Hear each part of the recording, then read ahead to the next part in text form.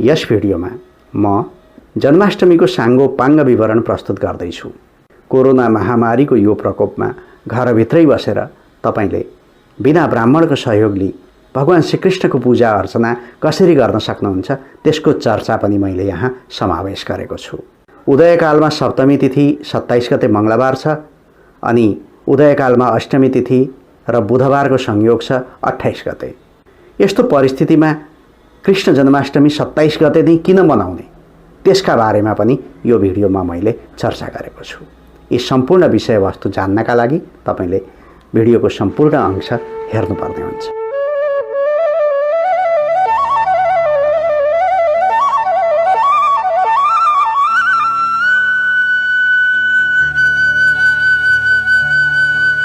वंशी विभूषित करान्नवनीरदाभात् पीताम्बरा दरुणबिम्ब फलाधरोष्टात् पूर्णेन्दु सुंदर मुखादरविन्द नेत्रात् कृष्णात् परम किमपि तत्त्वमहं न जाने। आदरणीय दर्शकवृन्द, सबै दर्शक महानुभावहरुमा कृष्ण जन्माष्टमीको पावन पर्वको हार्दिक मंगलमय शुभकामना व्यक्त गर्दछु। यसपटक चन्द्रमासमा नजिकै आएको मलमासका कारणले भाद्र महिनाको सट्टामा भाद्र कृष्ण पक्ष सौर मासले श्रावण महिनामै परेको छ र आगामी श्रावण 27 गते मङ्गलबारका दिन कृष्ण जन्माष्टमी पर्व परेको छ। कृष्ण जन्माष्टमी पर्व भगवान श्रीकृष्णको जन्मोत्सव हो। योगेश्वर श्रीकृष्णले पवित्र ग्रन्थ श्रीमद्भगवद् गीतामा गर्नुभएको उपदेशले अनादिकालदेखि नै सनातन परम्पराका जनमानसलाई जीवन दर्शन प्रस्तुत गरेको छ। जन्माष्टमी पर्व नेपालमा मात्र होइन, छिमेकी मुलुक भारत लगायत देश विदेशमा छरिएर बसेका सनातन हिन्दू धर्मावलम्बीले पूर्ण आस्था र निष्ठाका साथ उल्लासमय वातावरणमा मनाउने गर्दछन्। भगवान श्रीकृष्णको अवतार चान्द्रमान अनुसार भाद्र महिनाको कृष्ण पक्षको अष्टमी तिथि रहेको अवसरमा मध्यरात्रिको समयमा आफ्नै मामा कंसको विनाश गरी धराधामलाई अन्यायी र पाखण्डीहरूबाट मुक्त तुल्याउनका लागि भारतवर्षको मथुरामा आजभन्दा करिब 6000 वर्ष पहिले द्वापर युगको अन्त्यमा भएको थियो। भगवान विष्णुको सम्पूर्ण 16वटै कलाले युक्त भई पृथ्वीमा अवतरित भएका कृष्णको जन्मदिन भएकाले कृष्ण जन्माष्टमीलाई विशेष उत्सवका रूपमा मान्ने प्रचलन सुरु भएको विश्वास गरिन्छ। यस अवसरमा परम्परा अनुसार बिहानै खास गरी नेपालमा उपत्यकाको पाटन स्थित श्रीकृष्ण मन्दिरमा भक्तजनहरूको भिडभाड हुने गर्दछ। पूजा आराधना गर्नका लागि उपत्यका लगायत आसपासका ठाउँहरूबाट हजारौं दर्शनार्थीको घुइँचो लाग्ने गर्दछ। तर यसपटक यो सबै भिडभाड र घुइँचो देख्न पाइँदैन। यसपटक कोरोना महामारीको प्रकोपले सबैले घर घरमै बसेर भगवान श्रीकृष्णको आराधना र भक्ति गर्नुपर्ने बाध्यता सिर्जना भएको छ। हुन त यस पर्वको मुख्य उत्सव भारतको उत्तर प्रदेशमा पर्ने मथुरा स्थित श्रीकृष्ण जन्मभूमि द्वारकाधीश मन्दिर र वृन्दावनको बाँके बिहारीको मन्दिरमा हुने गर्दछ। त्यसबाहेक सनातन हिन्दू धर्मावलम्बीहरूको बसोबास रहेको प्रत्येक गाउँ, सहर र बस्तीमा रहेका कृष्ण मन्दिरमा विशेष भजन कीर्तन र पूजाआजाका साथमा यो पर्व मनाउने चलन छ। यस दिन खास गरी दिनभरि भजन कीर्तन र व्रत सम्पादन गर्ने चलन छ। राति 12 बजे कृष्ण मन्दिरमा पूजा अभिषेक हुन्छ र पञ्चामृत पान गरेर व्रत उद्यापन गर्ने चलन छ। श्रीकृष्ण जन्माष्टमीको रातलाई मोहरात्रि पनि भन्ने गरिन्छ। यस रात्रिकालमा योगेश्वर श्रीकृष्णको पूजा, श्रद्धा र भक्तिभावका साथमा नाम संकीर्तन वा मन्त्र जाप गर्दै जागरण गर्नाले यस भवसागर र माया मोहको बन्धन नाश हुन्छ अनि सांसारिक आसक्ति हट्दछ भन्ने मान्यता छ। जन्माष्टमीको व्रतलाई व्रतराज भन्ने गरिन्छ। यस दिन विधि विधानले व्रत सम्पादन गर्नाले अनेकानेक व्रतले प्राप्त हुने समस्त पुण्यलाई प्राप्त गर्न सकिन्छ। नेपालको मिथिलाञ्चलमा घर र घरका भित्ता भित्तामा चारैतिर देवी देवताको प्रतिमा अंकित चित्र बनाउने प्रचलन छ। ती चित्रमा वसुदेव हातमा तरबार लिएका, देवकी, नन्द, यशोदा, गोपगोपी, कंस, रक्षक, यमुना नदी, कालिया नाग, वृन्दावन र गोकुलका घटना सम्बद्ध दृश्य चित्र आदि निर्माण गर्ने चलन छ। भगवान श्रीकृष्ण भगवान विष्णुका 16वटै कलाले सम्पन्न अवतार मानिनुहुन्छ। म अब विष्णु भक्तिको महत्त्वलाई दर्शाउँदैछु। विष्णु पुराणमा उल्लेख गरिए अनुसार जसले भगवान विष्णु प्रसन्न रहन् भन्ने चाहना राख्दछ, उनको कृपाको पात्र हुन चाहन्छ, उसले कहिल्यै पनि परनिन्दा गर्नु हुँदैन। भगवान विष्णुलाई प्रसन्न तुल्याउन चाहनेले आफूले प्राप्त गरेको धन वैभव र सम्पत्तिमा सन्तुष्टि गर्नुपर्दछ। लोभ, कृपणता र मोहका कारण हुने पापको प्रायश्चित्त भगवान विष्णुको भक्ति आराधनाबाट प्राप्त गर्न सकिन्छ। परस्त्री वा परपुरुषप्रतिको आसक्ति र गुरुजन देवता आदिप्रतिको अनादर भावले व्यक्ति विष्णु भक्तिबाट वञ्चित हुन पुग्छ अनि त्यसो गर्ने व्यक्तिसँग भगवान विष्णु कहिल्यै प्रसन्न रहनुहुन्न। जसले जालसाजी, ठगी र बेइमानीको आश्रय लिने गर्दछ त्यसले यसै जन्ममा र बाँकी भएमा अर्को जन्ममा पनि दण्डको भागी हुनुपर्दछ। तिनले जन्मजन्मान्तरसम्म विष्णु भक्तिको अनुकूलता प्राप्त गर्न सक्दैनन्। चराचर जगतमा रहेका समस्त जीवहरूप्रति दयाभाव राख्नु मनुष्य मात्रको कर्तव्य हो। कुनै पनि जीवको हत्या गर्नु वा तिनलाई पीडा दिनु हुँदैन र कसैप्रति पनि आसक्ति वा मोहभाव राख्नु हुँदैन। आफ्नो र पराईको भावना तथा शत्रुभाव राख्ने मनुष्यले कृष्ण भक्ति गर्न सक्दैन। भगवान श्रीकृष्णको अवतार भगवान विष्णुको 8औं अवतार हो। भगवान श्रीकृष्णलाई व्यापकताका प्रतीकका रूपमा वैदिक कालदेखि प्रतिष्ठित भगवान विष्णुका मुख्य 10वटा अवतारहरूमध्ये 8औं अवतार मानिन्छ। सनातन धर्मका धर्मग्रन्थ र वेद पुराणमा रहेका कथा र महात्म्य अनुसार कृष्ण अवतार भगवान विष्णुको पूर्ण अवतार हो अनि उक्त धार्मिक आख्यान अनुसार भगवान विष्णु सर्वपापहारी, पवित्र र समस्त चराचर जगत तथा मनुष्यलाई भोग र मोक्ष प्रदान गर्ने प्रमुख देवता हुन्। भगवान विष्णुका प्रमुख 24वटा अवतारको चर्चा अधिकतम पौराणिक आख्यानहरूमा प्राप्त हुन्छ। तीमध्ये श्रीराम र श्रीकृष्णको अवतारलाई मुख्य अवतार मान्ने गरिन्छ। साथै रामकथा र कृष्ण कथा लोकजीवनको महत्त्वपूर्ण पाटो बनेको छ। अझ भगवान विष्णुका समस्त 16वटै कलाको पूर्णतम अवतार श्रीकृष्णको अवतारलाई मान्ने गरिन्छ।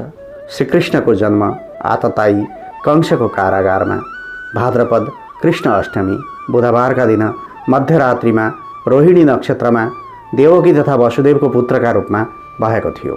कंसले आफ्नो मृत्युको भयले आफ्नै बहिनी देवकी र ज्वाइँ वसुदेवलाई बन्दी बनाएको थियो। श्रीकृष्ण प्रकट हुने समयमा घनघोर वर्षा हुँदै थियो। आकाशमा फिजारिएका काला काला बादल र कृष्ण पक्षको अँधेरी रातका कारण उक्त समयमा चारैतिर गहिरो अन्धकार व्याप्त थियो।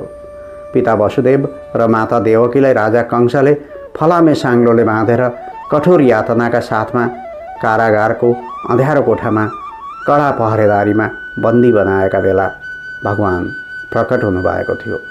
श्रीकृष्णले अवतार लिनासाथ वसुदेव र देवकीका फलामे साङ्ला आफै खुस्किए। बन्दी गृहको ढोका खुले, प्रहरीहरू मूर्छित भए र वसुदेवलाई आफ्नो शिशुको रक्षा गर्ने अनुकूलता प्राप्त भयो। यस्तो अवसरलाई उपयोग गर्दै वसुदेवले श्रीकृष्णलाई एउटा डालोमा राखी यमुना नदीको पारीपट्टि पर्ने गोकुल नाउँ गरेको गाउँमा आफन्त कहाँ पुर्याउने विचार गरी अघि बढे। भदौको बर्खे भेलले यमुना नदीमा बाढी आएको थियो। आकाशबाट वर्षा भइरहेको थियो।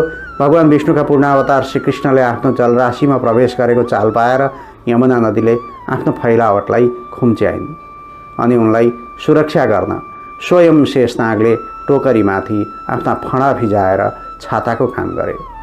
जसै तसै वसुदेवले गोकुलमा रहेको नन्दगोपको घरमा श्रीकृष्णलाई पुर्याए। त्यहाँ नन्दकी पत्नी यशोदाले त्यसै दिन एउटी कन्या जन्माएकी थिइन्।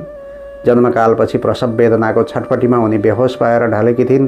त्यसै समयमा वसुदेवले श्रीकृष्णलाई यशोदाका छेउमा राखिदिए र तिनकी छोरी लिएर तुरुन्त कारागारमा फर्किए।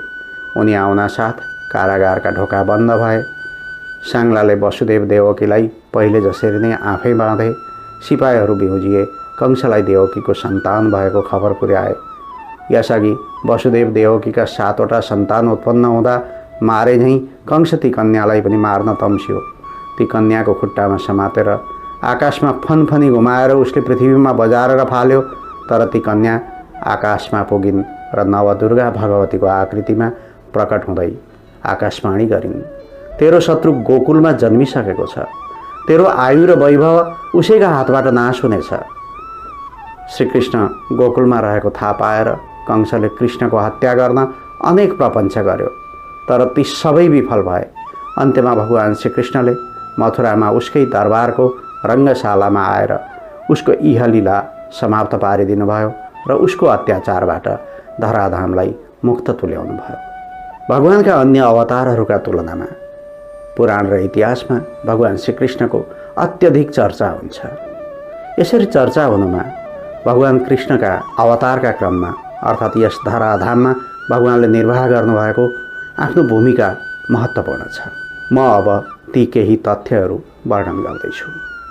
भगवान् श्रीकृष्णले बहुचर्चित महाभारतको युद्धमा अर्जुनलाई कायरता त्यागी, वीरता प्रदर्शन गर्न, विषाद त्यागी, प्रसन्न हुन र अकर्मण्यता त्यागी, कर्मयोगी हुन श्रीमद् भगवद् गीताका माध्यमबाट दिव्य सन्देश प्रदान गर्नुभएको थियो।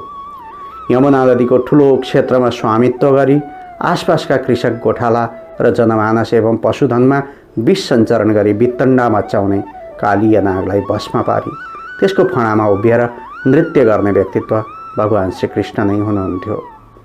दुर्योधनको मान सम्मान र वैभवलाई तिरस्कार गर्दै दासीपुत्र ज्ञानी विदुरलाई आतिथ्य प्रदान गर्ने अनुकूलता दिनुका साथै विदुर पत्नीले दिएको सागपात खाएर छाक टारेको वृत्तान्त पनि भगवान् श्रीकृष्णसँग सम्बद्ध रहेको छ।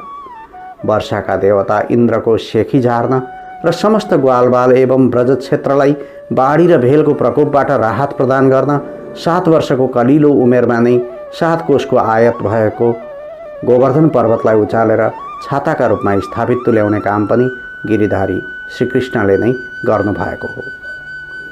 एउटा सफल र चलाक कूटनीतिज्ञका रूपमा पनि भगवान् श्रीकृष्णको चर्चा हुने गर्दछ। भीम र दुर्योधनको गदा युद्धका क्रममा भीमलाई प्रोत्साहन गर्दै आफ्ना तिग्रा ठट्टाउँदै दुर्योधनको कम्मरको अङ्गको सङ्केत गरेको वृत्तान्त श्रीकृष्णको चलाखी र धुर्त्याइँको बखान गर्ने क्रममा आउने गर्दछ। परिस्थिति अनुसार धैर्य, साधुभाव, मित्रता, साहसीपना आदि विविध लीला भगवान् श्रीकृष्णको एउटै जीवनकालमा घटित भएको देखिन्छ।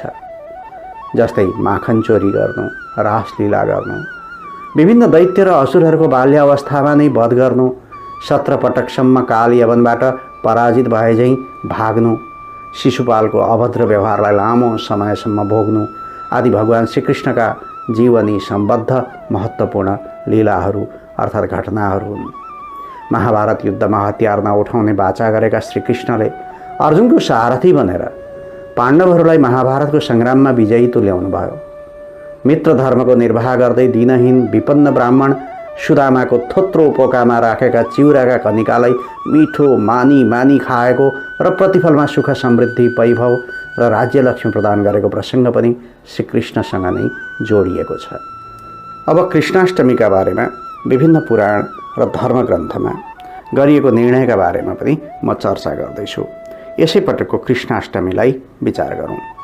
यसपटक 27 गते मङ्गलबार बिहान उदयकालमा सप्तमी तिथि छ। तिथि वृद्धि भएर सोमबार पनि सप्तमी छ अनि मङ्गलबार पनि सप्तमी छ। सप्तमीको अवधि छ बिहान 6:19 सम्म अर्थात् 1:55 पला। अष्टमी तिथि 28 गते बुधबार छ। अष्टमी तिथि बुधबार बिहान 8:05 नै समाप्त हुन्छ। अब यो प्रसङ्गमा विभिन्न पुराणहरूमा उल्लेख गरिए बमोजिम कृष्णाष्टमीहरूको चर्चा यस्तो हुन्छ। कृष्णाष्टमी 2 किसिमका हुन्छन्, जन्माष्टमी र श्रीकृष्ण जयन्ती। स्कन्द पुराणमा लेखिएअनुसार जसले ज्ञान भएर पनि कृष्णाष्टमीको व्रत लिने गर्दैन उसले अर्को जन्ममा जङ्गली सर्प वा बाघ भएर जन्मनु पर्दछ। त्यस्तै ब्रह्म पुराणले भन्दछ कलियुगमा भाद्र महिनाको कृष्ण पक्षको अष्टमीमा 28औं युगमा देवकी पुत्र भगवान् श्रीकृष्णको उत्पत्ति भएको हो। यस दिन दिउँसो र राति दुवै समयमा अष्टमी तिथि छैन भने खास गरी रोहिणी नक्षत्र परेको दिन रात्रिकालमा व्रत सम्पादन गर्नु पर्दछ। अब रोहिणी नक्षत्र पनि कहिले पर्दो रहेछ त्यो पनि हामीले पात्रमा भएको व्यवस्थालाई हेरौँ। 28 गते बुधबार कृतिका नक्षत्र, 29 गते बिहिबार रोहिणी नक्षत्र, 27 गते मङ्गलबार कृष्ण जन्माष्टमी। यसपटक रोहिणी नक्षत्र कृष्णाष्टमीको उदय तिथिमा पनि अथवा निशीथकालीन अर्थात् मध्यरात्रिमा भएको तिथिमा पनि परेको छैन। यसपटक त्यसो हुनुमा चाहिँ मुख्य कारण हो असोजमा नजिकै आइरहेको मलमास हो। मलमासले गर्दा चान्द्रमास यसपटक अहिलेको समयमा 1 महिना अघि सरे जस्तो भएको छ। यसरी नै भविष्य पुराणको वचन छ, श्रावण महिनाको शुक्ल पक्षमा कृष्ण जन्माष्टमी पर्दछ। जसले यस दिन व्रत लिँदैन त्यो क्रूर राक्षस हुन्छ। विष्णु रहस्यादिको वचनअनुसार कृष्ण पक्षको अष्टमी रोहिणी नक्षत्रले युक्त भई भाद्र महिनामा परेमा त्यसलाई जयन्ती भन्नुपर्दछ। वशिष्ठ संहिताको मत छ, यदि अष्टमी तिथि र रोहिणी नक्षत्रको संयोग अहोरात्र दिन र रात दुवै समयमा हुन सकेन भने मुहुर्तभरिका लागि रोहिणी नक्षत्र जहिले हुन्छ त्यस दिन उपवास राख्नु राम्रो हुन्छ। मलमरत्नमा स्कन्द पुराणबाट उद्धृत गरी लेखिएको वचन छ, अर्धरात्रिको समयमा रोहिणी नक्षत्रमा जब कृष्ण जन्माष्टमीको संयोग हुन्छ त्यस दिन भगवान् श्रीकृष्णको पूजा र अर्चना गर्नाले 3 जन्मदेखि सञ्चित पाप राशिको नाश हुन्छ। त्यस्तै महर्षि भृगुले बताएका छन्, जन्माष्टमी र शिवरात्रि यी दुवै पर्व यी पूर्वविद्धा हुनुपर्दछ। तिथि र नक्षत्रको अन्त्यमा उपवास गर्नु हुँदैन। यसरी कृष्ण जन्माष्टमीका प्रसङ्गमा जे जस्तो भए पनि अष्टमी तिथि र रात्रिकालको विशेष महत्त्व देखिन्छ र त्यसै तिथि र समयमा आधारित भई व्रत सम्पादन गर्नु उचित हुन्छ। जसअनुसार यसपटक उदयकालमा 28 गते बुधबार बिहान अष्टमी तिथि भए पनि व्रत पात्रोमा लेखिए जस्तै सप्तमी तिथिकै उदय भए पनि 27 गते लिनुपर्दछ, किनभने 27 गतेको मध्यरात्रिमा अष्टमी तिथि छ। रोहिणी नक्षत्र यसपटक तिथिका आधारमा सप्तमीमा पनि अष्टमीमा पनि मध्यरात्रिमा पनि परेको छैन। त्यसैले यसपटक रोहिणी नक्षत्रको संयोग छैन। रोहिणी नक्षत्रले युक्त भएमा जयन्ती हुन्थ्यो अर्थात् श्रीकृष्ण जयन्ती। त्यसैले यसपटक श्रीकृष्ण जयन्ती भएन, यसपटक श्रीकृष्ण जन्माष्टमी मात्र भयो। अब अन्तिममा म श्रीकृष्ण जन्माष्टमीको पूजा कसरी गर्नुपर्दछ त्यसका बारेमा चर्चा गर्दैछु। श्रीकृष्ण जन्माष्टमीको मुख्य पूजा आराधना भाद्र कृष्णाष्टमीको मध्यरात्रिमा हुने गर्दछ। यस अवसरमा उपवास, कृष्ण पूजा, जागरण, स्तोत्र पाठ एवं कृष्णका जीवनी सम्बद्ध कथा सुन्ने र वाचन गर्ने चलन छ। व्रतका दिन प्रातःकालमा स्नानादि नित्यकर्मबाट निवृत्त भएर पूजा सामग्री तयार गरेर दीप कलश र गणेशको पूजापछि व्रतालुले सूर्य, सोम, चन्द्र, यम, काल दुवै सन्ध्या भन्नाले प्रातःकालिक सन्ध्या र सायंकालिक सन्ध्या, पञ्चमहाभूत, दिन अर्थात् दिवाकाल, क्षपा अर्थात् रात्रिकाल, पवन अर्थात् वायु हावा, दिक्पाल भूमि आकाश, खचर अर्थात् चराचुरुङ्गी ग्रहहरूलाई पनि खचर भन्ने गरिन्छ एवं देवताहरूको आह्वान गर्नुपर्दछ। आफ्नो हातमा सम्पूर्ण जलपूर्ण तामाको घडा लिएर फलफुल, पुष्प, अक्षता भेटी तिलानीको पानी समातेर सङ्कल्प गर्नुपर्दछ। सङ्कल्प गर्दा आफ्ना जन्म जन्मान्तरमा जानेर वा नजानी गरिएका समस्त पाप कर्म नाश हुन्, यस जन्ममा सुख समृद्धि र सुस्वास्थ्य प्राप्त होस् र जन्म जन्मान्तरमा सायुज्य मुक्ति प्राप्त होस् भन्ने कामनाका साथमा गर्नुपर्दछ। त्यसपछि देवकीको पुत्रका रूपमा भगवान् श्रीकृष्णको जन्म हुन्छ भन्ने ठानेर उनका लागि प्रसूति गृहको निर्माण गर्नुपर्दछ, जसमा जलपूर्ण शुभ पात्र, आँपका पात, मुजुरा, फुलका माला, सकेसम्म वैजयन्ती फुलको माला र अन्य पुष्पमाला चढाउनु पर्दछ। धूपबाती सल्काउनु पर्दछ। त्यस्तै श्रृङ्गारका सामग्री र षष्ठीका देवीको प्रतिमा पनि त्यहाँ राख्ने चलन छ। प्रसूति गृहमा पर्दा र शय्या ओछ्यान तयार गर्नुपर्दछ। दिनभरि भजन कीर्तनका साथमा निराहार व्रत गर्नुपर्दछ र साँझ बितेपछि शुभबार बेला र मुहुर्तमा पूजा प्रारम्भ गरी मध्यरात्रिमा उद्यापन गरी व्रत समापन गर्ने चलन छ। भोलिपल्ट व्रतको दोस्रो दिन भगवान् श्रीकृष्णको झाँकी बनाएर श्रीकृष्ण रथ यात्रा गरी नगर वा ग्रामको परिक्रमा गरी विसर्जन गर्ने प्रचलन पनि छ। तर यसपटक यो सबै ठाउँमा सम्भव छैन, कारण कोरोनाको महामारी जताततै बिगबिगी छ। तर जहाँ खुल्ला छ वातावरण त्यहाँ नगर परिक्रमा हुन पनि सक्छ। यो थियो जन्माष्टमीको व्रतको विधि। यो प्रसङ्गबाट म प्रस्तुता कृष्ण प्रसाद कोइराला यहाँहरू समक्ष बिदा चाहन्छु। नमस्कार। भगवान श्रीकृष्णको अहेतुकी कृपा प्राप्त भइरहोस्। जय श्रीकृष्ण।